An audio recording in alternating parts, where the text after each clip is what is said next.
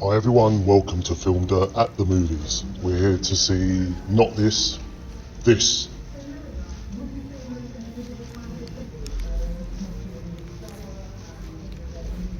Let's start Civil War.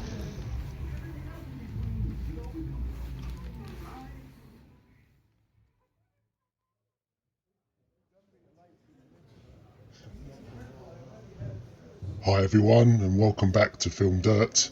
I've just come out of the movie and I wanted to record a review straight away while the movie is very fresh in my mind.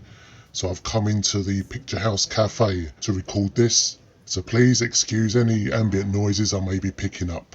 And I've just ordered a coffee as well to keep me awake on the drive home. So I'm a bit late to this movie. It's been out for nearly 2 weeks now. And I wasn't planning to see this one because it did have some quite mixed reviews, let's say. And I don't do politics or any of that commentary on my channel anyway. But I did see some interesting takes on it and some word that it is good to see on IMAX. Plus it's Alex Garland, who I do like as a filmmaker, and I did like Dread that he wrote, and of course recently I reviewed Ex Machina, which is a superb film. Plus when I walked past the cinema tonight I saw it was showing in 5 minutes, so I thought why not? So we got photojournalist Lee, played by Kirsten Dunst, reporting on a civil war inside a fractured US, and it isn't really made clear why there is such fractions. I think maybe that's not important.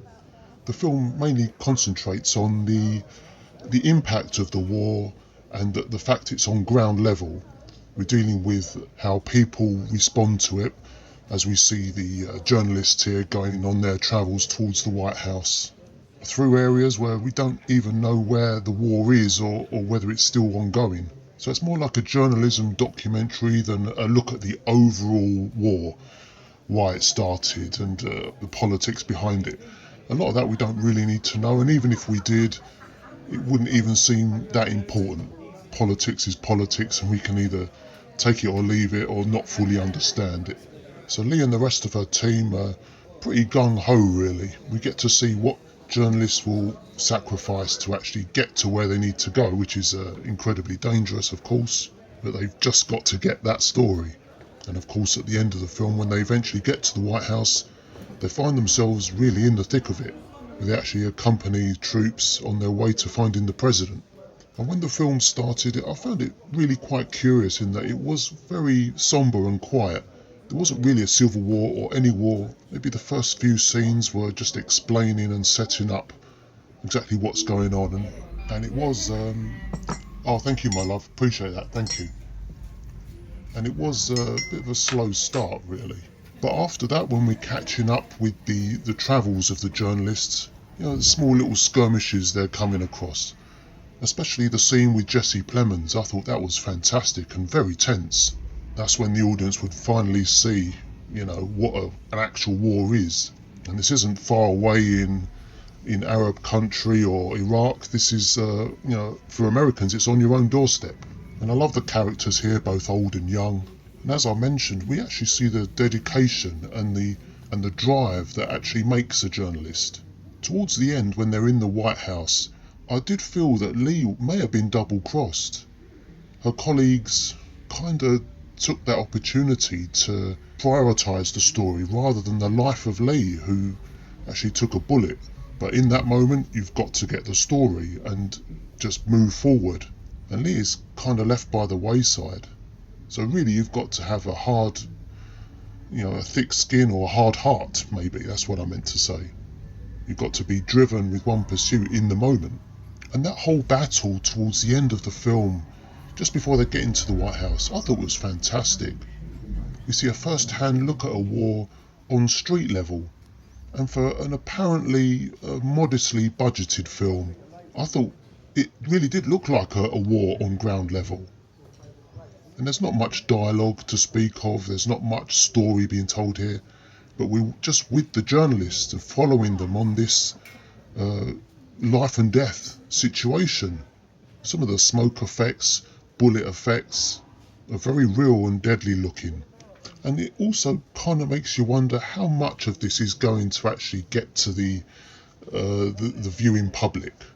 Because I often think that the reality and what we actually read in the papers or see in videos is possibly sanitized. Do we really want to see all this? And I also like Nick Offerman. He's got a way about him, hasn't he? No nonsense kind of deadpan look. I thought he was great as the president. And to see him begging for his life, it's not really something you would expect to see, and he was dispatched very quickly. So are there any winners or losers here? Possibly not. What is the point of all this? What is the point of war based on politics anyway? So it's a movie that made you think, and it also addresses, as I said earlier, the actual pursuit of what a journalist has to go through in sacrificing everything else, your beliefs, just to get the story, even when it's putting you in harm's way. And on about halfway I was thinking, this isn't, all that, it's okay I guess. Whereas towards the end I just thought, I actually really like this. For its simplicity, it didn't go into the backstory or any politics too deeply at all. And the end is like a reward. I was really entertained. If you can call it entertained. It was just making you think than making a statement. So for a score, I'm going to give this 4 stars. And I think that's fair, considering that it really did pick up at the end and actually made me leave the cinema quite happy that I actually dived in to see it. Thanks for listening to this very quick review straight after the film. Join me again soon. Like and subscribe and all that. It was great speaking to you. All the best. Speak soon. Take care.